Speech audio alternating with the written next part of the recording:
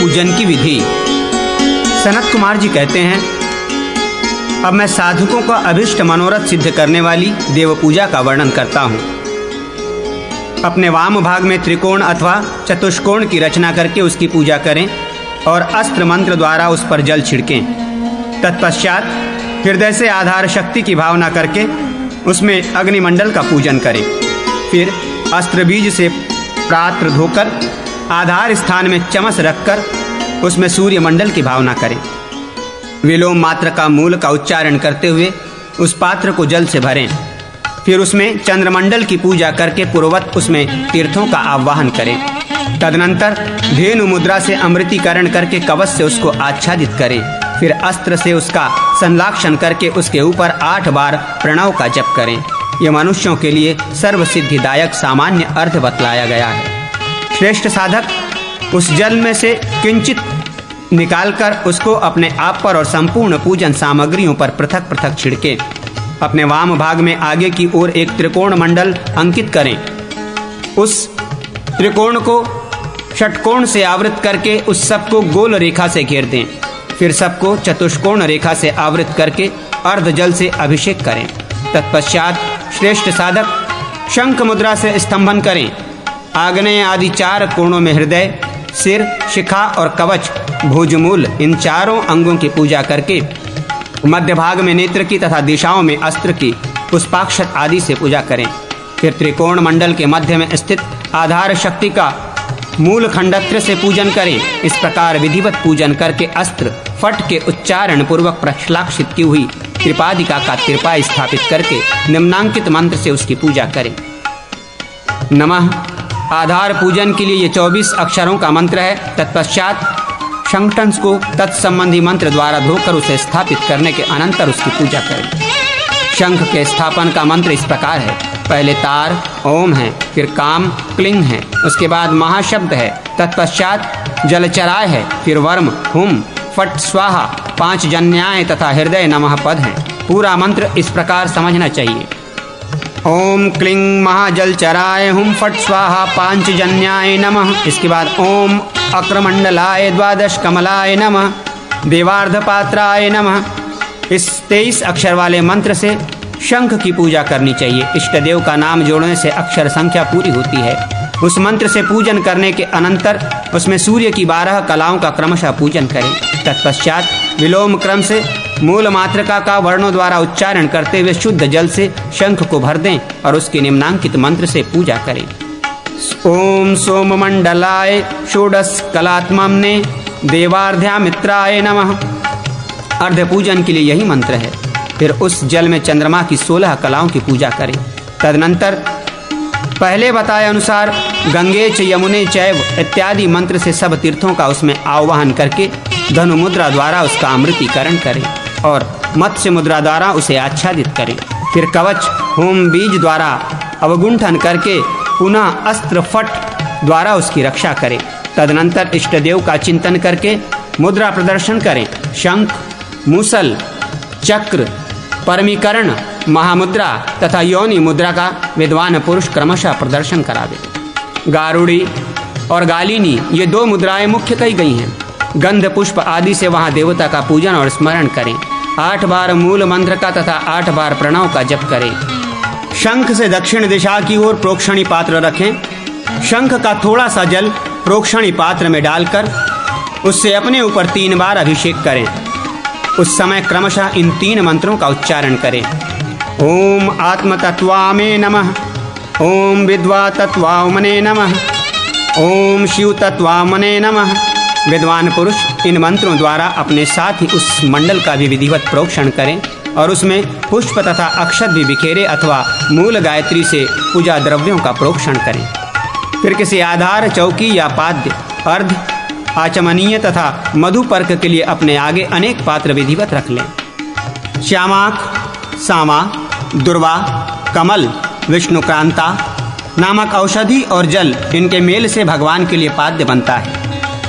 फूल, अक्षत, जौ, कुशाग्र, तिल, सरसों, गंध तथा दुर्वादल इनके द्वारा भगवान के लिए अर्घ देने की विधि है। आचमन के लिए शुद्ध जल में जायफल, कंकोल और लवंग मिलाकर रखना चाहिए। मधु, घी और दही के मेल से मधुपर्क बनता है, अथवा एक पात्र में पाद्य आदि की व्यवस्था करें। भगवान शंकर और सूर्यदेव के पूजन में शंखमय पात्र अच्छा नहीं माना गया है।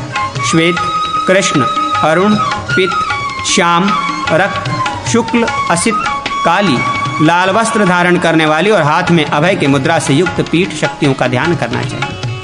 सुवर्ण आदि के पत्र पर लिखे हुए यंत्र में, शालग्राम शिला में, मणि में अथवा विधिपूर्वक स्थापित की हुई प्रतिमा में इष्ट देव की पूजा करनी चाहिए। घर में प्रतिदिन पूजा के लिए वही प्रतिमा कल्याणदायिनी होती है जो स्वर्ण आदि धातुओं की बनी हो और कम से कम अंगूठे के बराबर तथा अधिक से अधिक एक बित्ते की हो, जो टेढ़ी हो, जली हुई हो, खंडित हो, जिसका मस्तक या आंख फूटी हुई हो, अथवा जिसे चांडाल आदि अस्पृश्य मनुष्यों ने छू दिया हो, वैसी प्रतिमा की पूजा नहीं करनी चाहिए। अथवा समस्त शुभ लक्षणों से सुशोभित बाण आदि लिंग में पूजा करें या मूल मंत्र के उच्चारण पूर्वक मूर्ति का निर्माण करके इष्ट देव के शास्त्रोक्त स्वरूप का ध्यान करें। फिर उसमें देवता का परिवार सहित आवाहन करके पूजा करें। शालग्राम शिला में तथा पहले स्थापित की हुई देव प्रतिमा में आवाहन और विसर्जन नहीं किए जाते। तदनंतर पुष्पांजलि लेकर इष्ट देव का ध्यान करते हुए इस मंत्र का उच्चारण करें। परमेश्वर,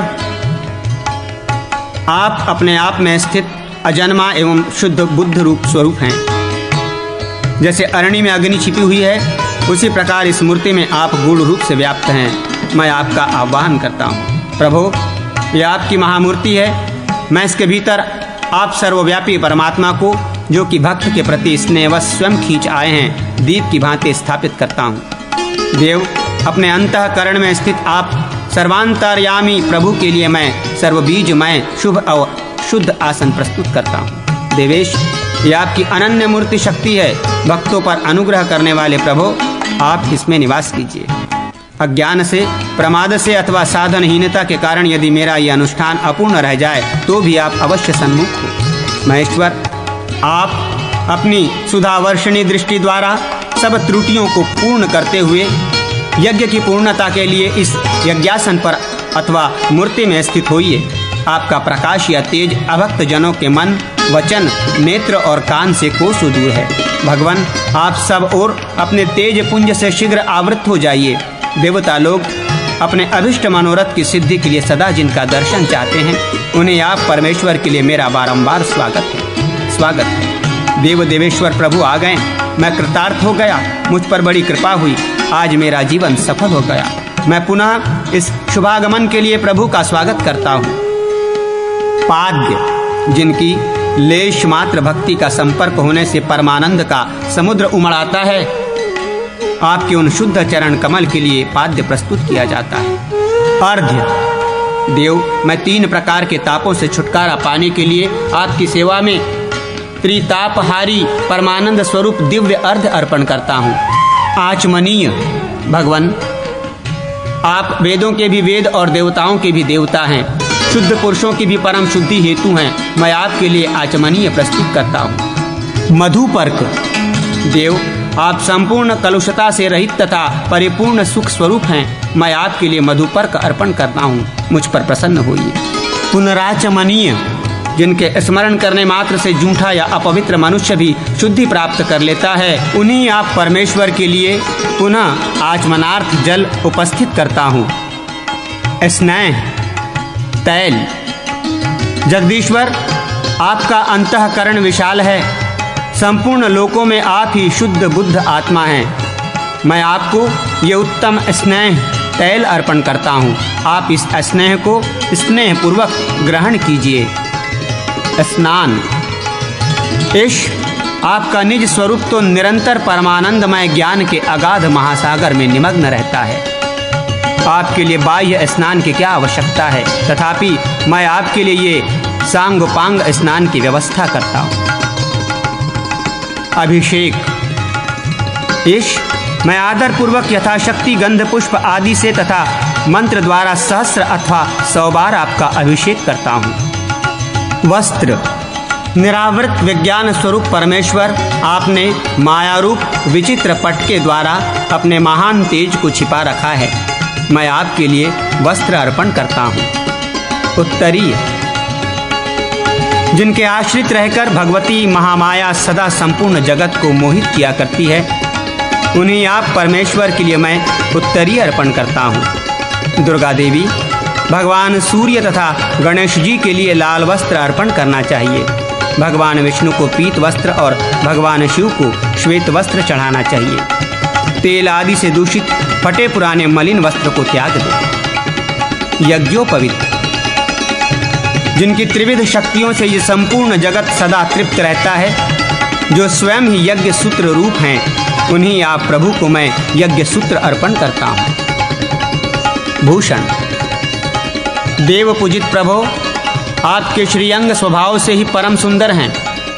आप नाना शक्तियों के आश्रय हैं। मैं आपको ये विचित्र आभूषण अर्पण करता हूँ। गंध, परमेश्वर जिसने अपनी परमानंदमयी सुगंध से संपूर्ण दिशाओं को भर दिया है, उस परम उत्तम दिव्य गंध को आप कृपा पूर्वक स्वीकार करें। प्रभो, तीनों अवस्थाओं से परे तुरीय रूपी वन में प्रकट हुए इस परम उत्तम दिव्य पुष्प को ग्रहण कीजिए। ये अनेक प्रकार के गुणों के कारण अत्यंत मनोहर है। इसकी सुगंध कभी मंद नहीं होती है। कीतकी, कुटज, कुंद, बंदुक, दुपहिया, नागकेसर, जवा तथा मालती, ये फूल भगवान शंकर को नहीं चढ़ाने चाहिए। मातुलिंग, बिजौरा, नींबू और तगर कभी सूर्य को नहीं चढ़ावे।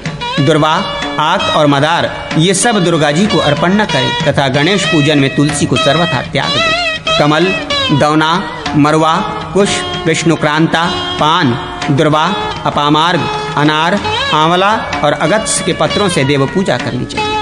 केला, बेर, आंवला, इमली, बिजौरा, आम, अनार, जंबीर, जामुन और कटहल नामक वृक्ष के फलों से विद्वान पुरुष देवता की पूजा करें। सूखे पत्तों, फूलों और फलों से कभी देवता का पूजन न करें। मुने, आंवला, खैर, बिल्व और तमाल के पत्र यदि छिन्न भिन्न भी हों तो विद्वान पुरुष उन्हें दूषित नहीं करते।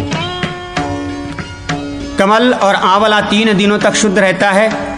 तुलसी दल और बिल्वपत्र ये सदा शुद्ध होते हैं। पलाश और कास के फूलों से तथा तमाल, तुलसी और आंवला और दुर्वा के पत्तों से कभी जगदम्बा दुर्गा जी की पूजा न करें। फूल, फल और पत्र को देवता पर अधोमुख करके न चढ़ावे। ब्राह्मण, पत्र, पुष्प आदि जिस रूप में उत्पन्न हो उसी रूप में उन्हें देवता पर चढ़ाने चाहिए।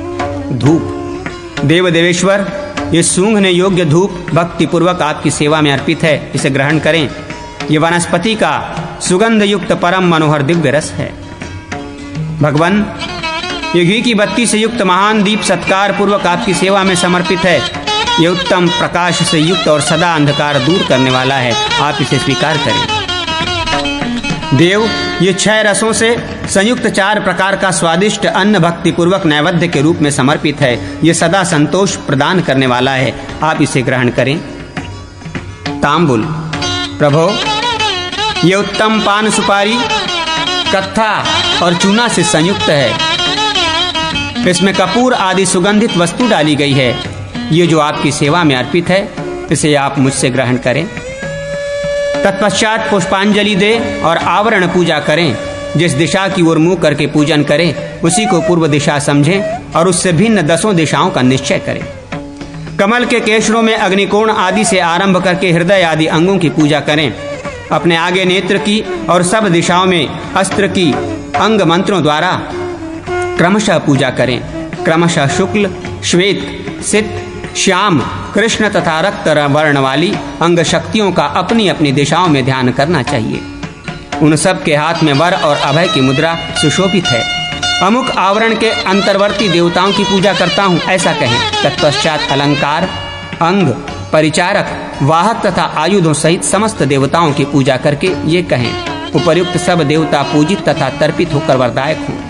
मूल मंत्र के अंत में निम्नांकित वाक्य का उच्चारण करके इष्ट देव को पूजा समर्पित करें।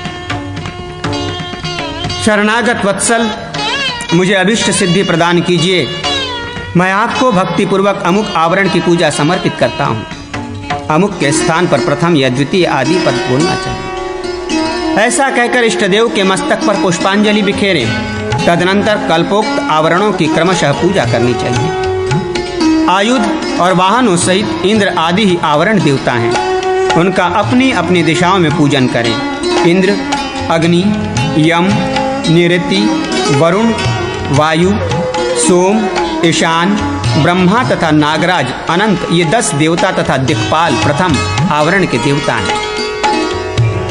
ऐरावत, भेड़, भैंसा, प्रेत, तमी, मगर, मृग, अश्व, वृषभ, हंस और कच्छप ये विद्वानों द्वारा इंद्रादि देवताओं के वाहन माने गए हैं, जो द्वितीय आवरण में पूजित होते हैं।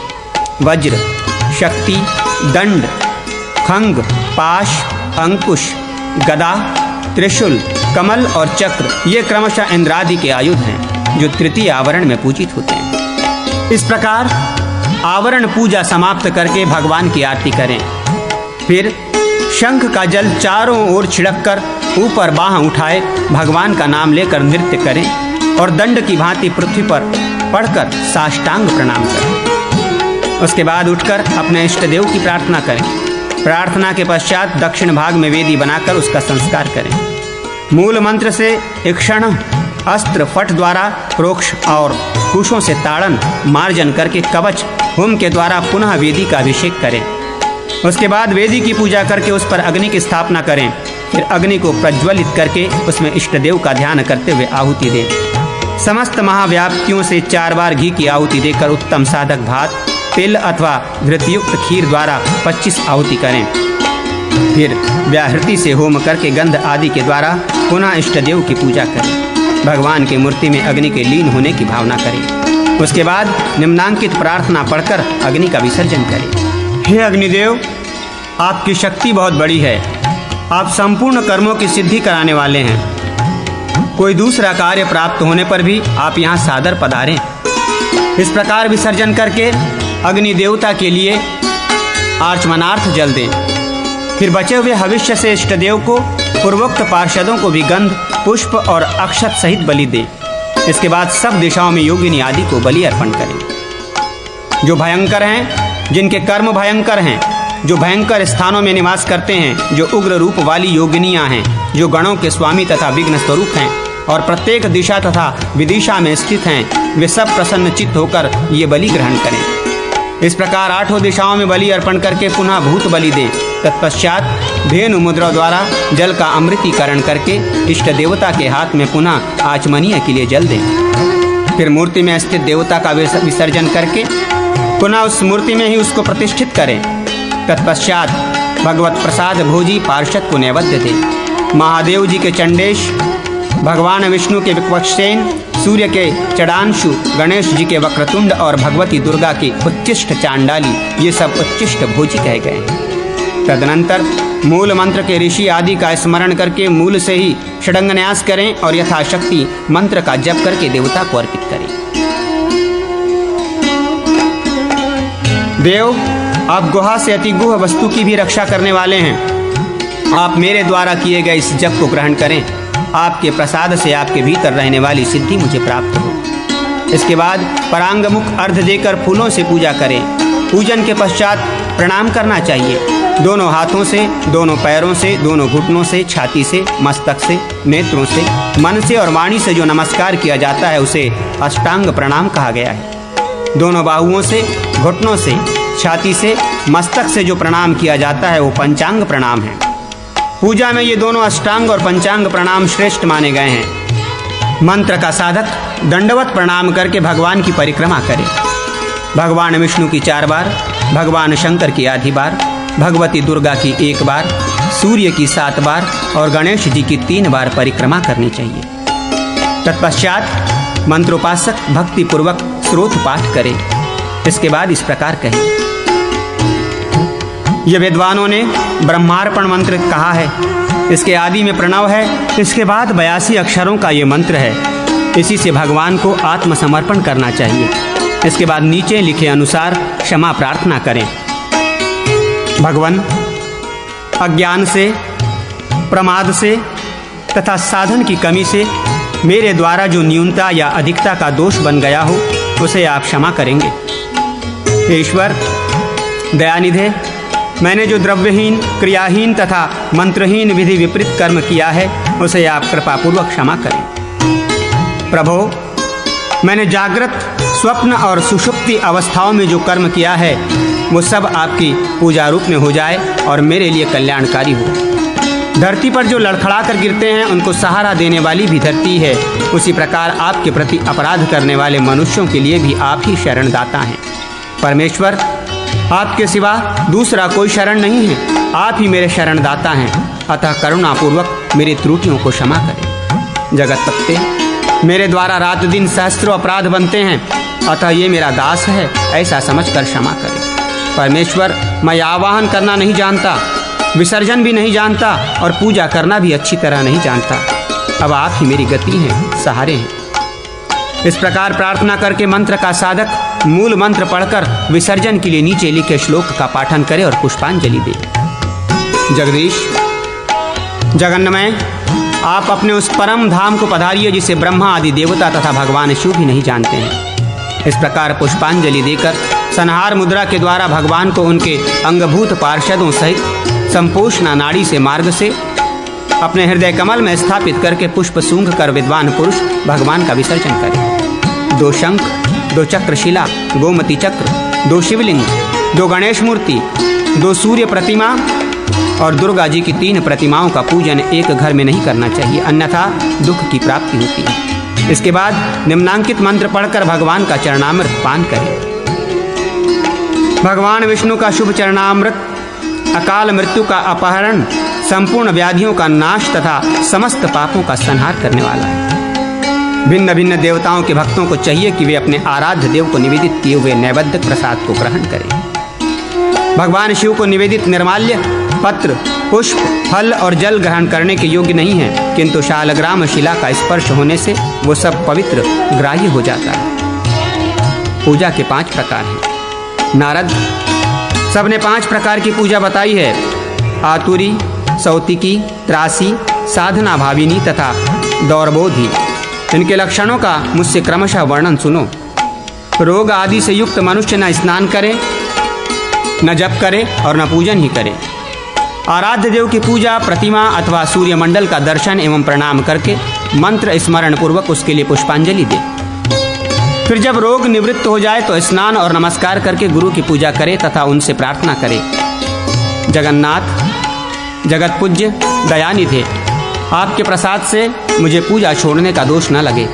तत्पश्चात यथाशक्ति ब्राह्मणों का भी पूजन करके उन्हें दक्षिणा आदि से संतुष्ट करें और उनसे आशीर्वाद लेकर पूर्ववत भगवान की पूजा करें। ये आतुरी पूजा कही गई है। अब सौती की पूजा बताई जाती है। सूतक 2 प्रकार का कहा गया है, जात सूतक और मूत सूतक। दोनों ही सूतकों में एकाग्रचित्त हो मानसी संध्या करके मन से ही भगवान का पूजन और मन से मंत्र का जप करें। फिर सूतक बीत जाने पर पूर्ववत गुरु और ब्राह्मणों का पूजन करके उनसे आशीर्वाद लेकर सदा की भांति पूजा का क्रम प्रारंभ करें। यह सौती की पूजा कही गई। अब त्रासी पूजा बताई जाती है। दुष्टों से त्रास को प्राप्त हुआ मनुष्य यथा प्राप्त उपचारों से अथवा मानसिक उपचारों से भगवान की पूजा करे। ये त्रासी पूजा कही गई है। पूजा साधन सामग्री जुटाने की शक्ति न होने पर यथा प्राप्त पत्र, पुष्प और फल का संग्रह करके उन्हीं के द्वारा या मानोपचार से भगवान का पूजन करें। ये साधना भाविनी पूजा कही गई है। नारद, अब दौर्बोधि पूजा का परिचय सुनो। स्त्री, वृद्ध, बालक और मूर्ख मनुष्य अपने स्वल्प ज्ञान के अनुसार जिस किसी क्रम से जो भी पूजा करते हैं उसे दौर्बोधि पूजा कहते हैं। इस प्रकार साधक को जिस किसी तरह भी संभव हो देव पूजा करनी चाहिए।